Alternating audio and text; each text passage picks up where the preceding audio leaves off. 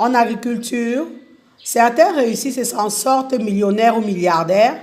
Par contre, d'autres sont déçus de l'agriculture car ils n'y ont pas trouvé leur compte et ont perdu pour certains leur investissement initial. Plusieurs facteurs s'imbriquent et ont un impact sur votre résultat final. Il y a des choses que vous allez négliger dès le départ, mais qui auront une incidence significative sur votre résultat final. Nous avons essayé de compiler ces éléments, de vous les donner en vrac dans cette vidéo, sachant que certains de ces éléments peuvent faire la différence entre celui qui réussit et celui qui échoue. S'il y en a d'autres, n'hésitez pas à compléter en commentaire. Pour chacun de ces points, c'est à chacun de s'évaluer et de nous dire en commentaire ce qu'il pense qu'il doit améliorer pour faire partie de ceux qui ont des chances de réussir en agriculture.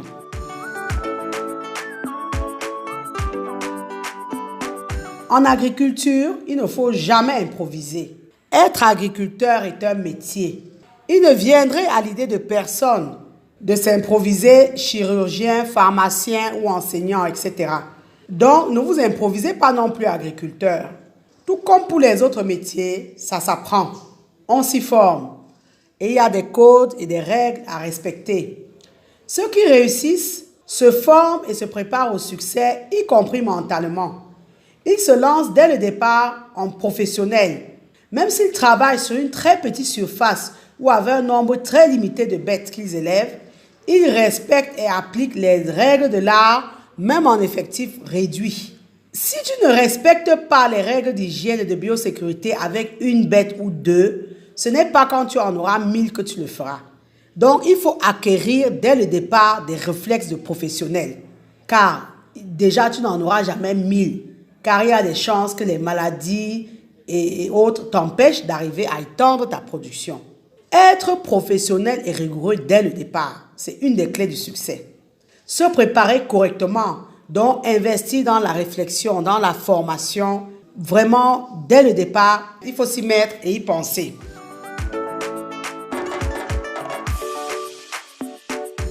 Le choix du site où vous allez mener vos travaux agricoles a un impact incontestable sur votre rendement final.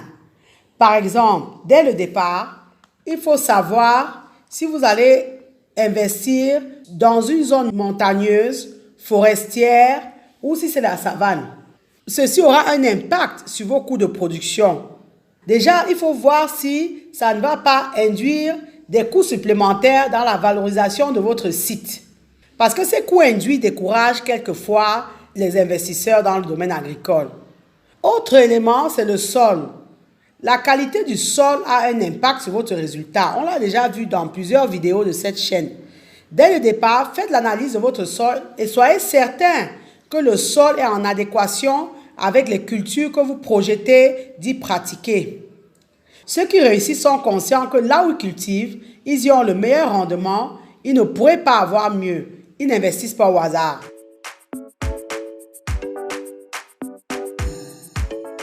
En agriculture comme en élevage, avoir les meilleures semences ou les meilleurs reproducteurs est capital. Ceux qui réussissent ne négligent absolument pas cet aspect-là. Ce n'est pas en cours de route qu'on se rend compte qu'on travaille avec un matériel génétique peu performant. C'est dès le départ qu'on s'arrange à avoir le meilleur matériel génétique. En élevage, par exemple, avoir de bons parentaux a un impact sur votre réussite finale. Rappelez-vous que le moins cher est cher. Si quelqu'un vous dit achetez un porcelet de race et ce porcelet coûte 60 000 francs, vous laissez ce porcelet de race qu'on vous conseille et vous courez acheter un porcelet de 15 000 francs en disant que c'est moins cher. Ce qui est vrai d'ailleurs. Entre 15 000 et 60 000, il n'y a pas photo, c'est 4 fois moins. Mais sachez qu'au final, ça vous reviendra cher. Parce que pendant que vous nourrissez un porc moins cher qui vous donnera 5 porcelets, quelqu'un d'autre, justement, celui qui travaille en professionnel, va nourrir un autre porc avec les mêmes quantités qui au final lui donnera 22 porcelets. Au final, qui est gagnant? Celui qui, in fine, vendra 15 porcs, parce que sur 22, bon, on prend les pertes, il y en aura qui vont mourir. Celui qui vendra 15 porcs ou celui qui en vendra 3. Hein? C'est pareil pour les semences. Autant investir dans des semences de qualité qui vont vous garantir le meilleur rendement. Et ça, c'est très difficile à faire passer. Vous encadrez des gens, vous leur dites achetez les meilleurs producteurs ou alors achetez des très bonnes semences. Non, ils veulent le moins cher. Donc, dès le départ, organisez-vous pour investir dans l'achat des meilleures semences ou des meilleurs parentaux.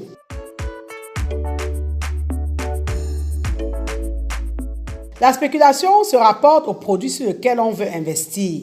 C'est primordial de prendre les renseignements afin de connaître le cycle de la variété qu'on souhaite produire.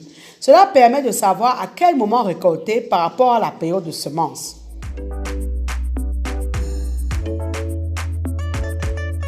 Ceux qui réussissent maîtrisent véritablement leur marché. Avant de produire dès le départ, ceux-là savent à qui ils vont vendre. Il ne faut pas attendre les récoltes pour commencer à courir partout et à chercher où il faut vendre, à qui il faut vendre. C'est dès le départ, avant même de cultiver, qu'il faut vous poser la question. Si je produis, où vais-je vendre, à qui vais-je vendre? Donc, vous devez impérativement vendre votre production avant de la produire. Nous vous le redisons, inutile de cultiver si vous n'avez pas la maîtrise de votre marché. Vous allez vous retrouver avec une bonne partie de votre production sous la main et être obligé de la brader. Vous devez plus penser à vendre qu'à produire d'ailleurs. L'agriculteur d'aujourd'hui, le plus gros de sa réflexion, c'est s'organiser stratégiquement sur le plan commercial. C'est quand on vend bien qu'on gagne de l'argent. Vous pouvez cultiver les meilleurs produits, mais si vous ne savez pas les vendre, vraiment vous allez toujours être pauvre. Avant d'être un bon agriculteur, vous devez être un excellent vendeur.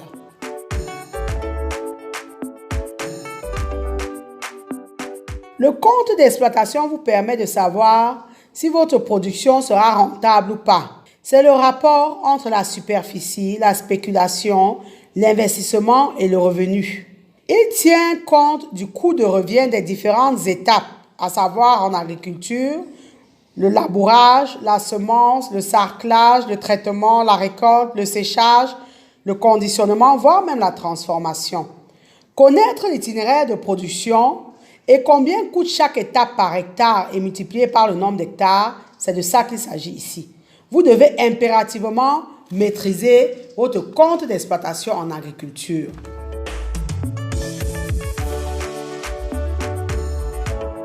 Il faut maîtriser vos itinéraires techniques, sinon vous courez vers l'échec. Le succès dépend aussi de la variété des cultures utilisées. Elles doivent être adaptées à la zone agroécologique. Et ça, il faut le savoir. Il faut être formé pour le savoir. Vous ne pouvez pas cultiver les mêmes variétés de produits sur des terres différentes et sous des climats différents.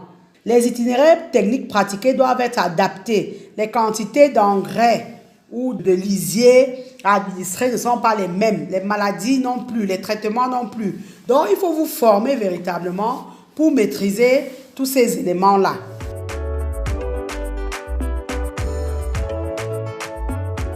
Même après avoir sémé, même après avoir croisé vos animaux, il faut continuer à les suivre. Il faut continuer à suivre l'exploitation pour bien tirer profit de sa production au final.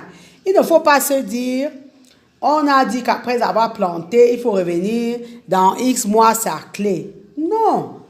Vous devez passer et repasser, observer vos plantes, observer vos animaux, voir ce qui ne va pas, être interpellé par un élément que vous n'attendiez pas. Vous allez voir peut-être des feuilles vont jaunir, peut-être des chenilles, les jaunaires ont déjà commencé à attaquer. Mais si vous n'observez pas, si vous ne visitez pas vos plantations et vous attendez, on a dit dans telle date il faut revenir, non, vous allez vous planter. Vous allez planter, il y aura des plants morts. Il faut remplacer ces plants morts-là. Et si vous ne visitez pas votre exploitation, si vous ne marchez pas au sein de votre bâtiment pour observer vos bêtes, vous n'allez pas y arriver. Donc, il faut suivre vos travaux. Quand on dit suivre, ce n'est pas venir une fois en passant. C'est vraiment suivre. Également, si vous ratez un intervalle de temps indiqué par le process de production, sachez également que ça aura une incidence négative. Il faut respecter les délais indiqués. Si on vous dit de sarcler et de mettre l'engrais entre le 15e et le 21e jour, faites-le dans cet intervalle de temps. N'attendez pas le 27e jour, le 25e jour pour le faire sous prétexte que vous n'avez pas la main d'œuvre sous la main, les ressources humaines vous ont planté, il n'y avait pas de saisonnier pour sarcler. Vous devez anticiper ces éléments-là. Donc, suivez votre exploitation, planifiez et anticipez au maximum. Ne soyez pas des amateurs. C'est vraiment surprenant de dire j'ai pas pu sarcler dans les délais parce que il n'y avait pas de main d'œuvre. Non, non, non. C'est vraiment l'entendre, ça n'a même pas de sens. Vous devez planifier, anticiper. C'est aussi ça être professionnel.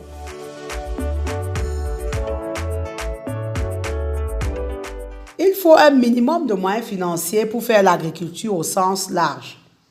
Pensez-y avant de vous lancer. Comment vous allez faire pour boucler vos finances? C'est pourquoi nous insistons toujours sur la partie réflexion stratégique avant de se lancer. Nous insistons à vous dire, même si vous ne faites pas un business plan complet, vraiment posez les éléments sur un papier. Matérialisez votre projet malgré tout. Parce que vous allez vous rendre compte qu'il faudra de l'argent, certainement pour vous former, peut-être pour vous faire accompagner.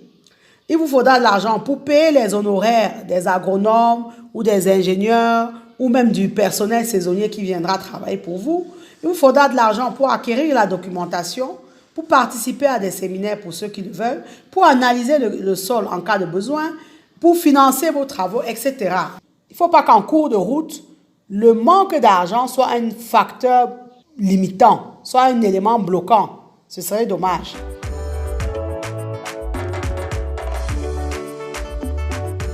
La réussite passe aussi par une gestion rigoureuse de la partie financière de votre exploitation.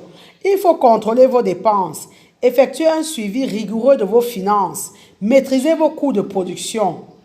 Par exemple, quelques points de rappel. Il ne faut pas confondre bénéfices, chiffre d'affaires, besoins en fonds de roulement. C'est pourquoi nous parlons de formation. Il faut vous former. Il faut rembourser vos emprunts. Il faut investir une partie de vos bénéfices pour étendre votre business.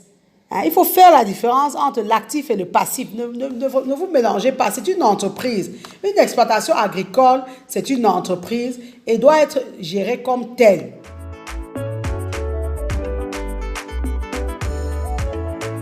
Seule une bonne dose de détermination vous fera vous relever après un échec. Tous ceux qui réussissent, ce sont des gens déterminés.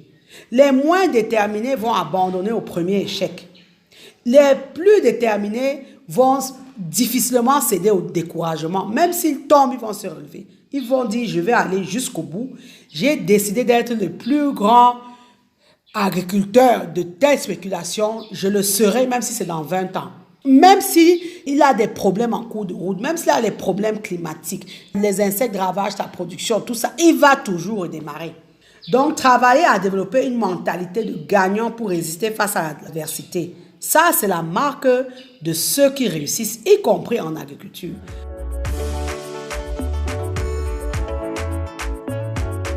Ceux qui réussissent sont ceux qui mouillent le maillot. En agriculture, en élevage, dans le domaine piscicole, si vous ne mouillez pas le maillot, vous ne pouvez pas. N'oubliez jamais que vous êtes le premier employé de votre entreprise. Vous devez montrer l'exemple. Si votre rôle se limite à donner des ordres ou instructions à partir d'un bureau, vraiment, vous n'y arriverez pas. Surtout dans notre environnement ici en Afrique, vous ne pourrez pas, vous courez à votre perte. De temps en temps, soyez un vrai opérationnel. C'est à ce prix que vous allez maîtriser non seulement le processus de production et que vous allez adapter votre management. En plus de cela, pensez à travailler plus à l'écrit qu'à l'oral. On dit les paroles s'envolent mais les écrits restent. C'est tellement essentiel dans notre environnement parce que pour gérer les ressources humaines ici, là, c'est pas évident. Donc, prenez l'habitude de donner vos instructions par écrit. Même si vous expliquez oralement, vous les donnez oralement, laissez un support écrit au personnel. Ça va éviter qu'on vous mène en bateau. C'est pourquoi on parle de gérer les exploitations agricoles en professionnel parce que si on vient, on se met debout comme à l'époque de nos grands-parents, on fait comme on peut là, ça ne sera pas évident. Il faut des éléments matériels, il faut des cahiers, des tableaux de bord, il faut donner des instructions par écrit. Et pour y arriver également, professionnaliser le recrutement de vos ressources humaines. rédigez des fiches de description de poste, faites des contrats de travail au personnel et pensez à les évaluer, à mettre en place un système de suivi de vos employés afin d'évaluer leur performance au travail. Ça, c'est très important.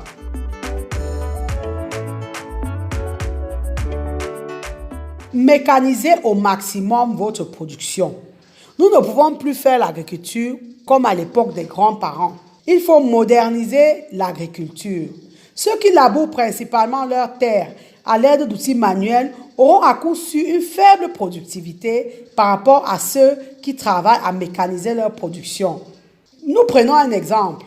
Avec un tracteur, un champ dont la préparation en vue de la plantation peut demander 40 jours de travail à la main peut être préparé en 8 heures.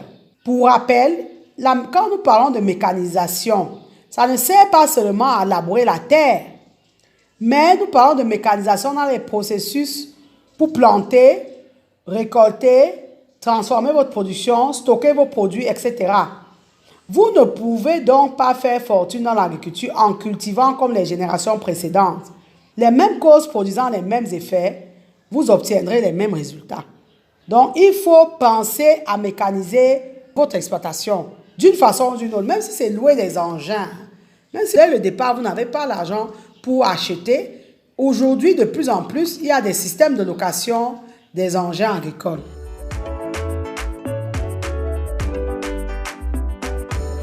Ne cultivez pas ou n'élevez pas si vous ne savez pas comment vous allez conserver votre production ou alors comment vous allez transformer votre production, surtout si les volumes sont importants. Il faut intégrer dès le départ la transformation de votre production en produits semi-finis ou finis dans votre processus. Parce que c'est en transformant qu'on crée de la richesse. Vous faites plus d'argent à vendre un poulet fumé qu'à vendre le poulet sur pied. Ceux qui s'enrichissent dans l'agriculture sont ceux qui ont compris ce point-là.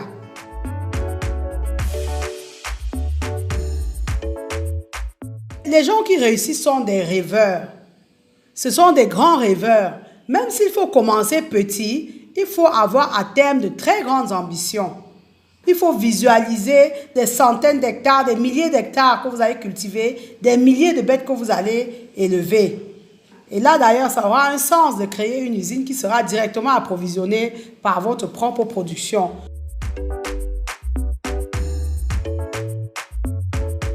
La persévérance, la patience et l'amour du travail sont les fondements de la réussite.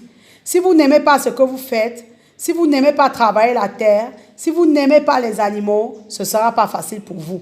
Parce que ce n'est pas une sinécure, l'agriculture. Donc, il faut mettre ces éléments-là au cœur de votre action.